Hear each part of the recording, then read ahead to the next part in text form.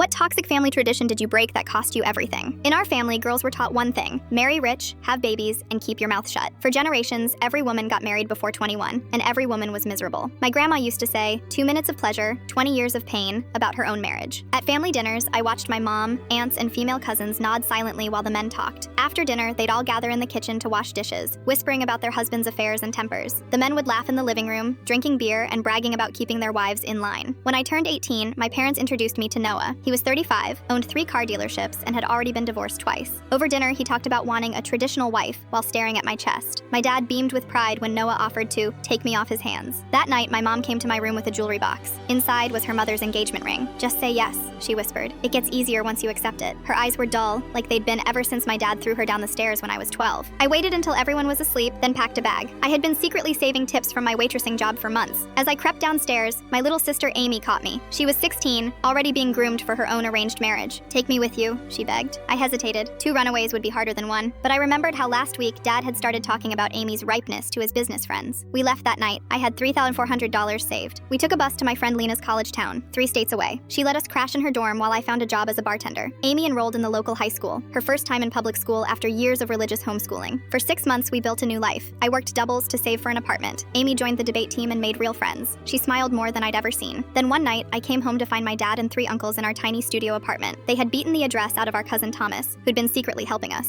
Amy was curled in a corner, clutching her debate team trophy like a weapon. Dad grabbed her first, but as they dragged her out, I swung the metal bat I kept by the door. I hit my Uncle Greg's knee. When he dropped, I grabbed Amy and we ran. We spent that night in a women's shelter, then moved to another state. I worked 3 jobs while getting my GED. Amy finished high school and got a full scholarship to NYU. The family found us twice more over the years. Each time we moved. Each time we got stronger. Now I'm 27, own a small marketing company, and Amy's in law school. We haven't spoken to our family in 5 years.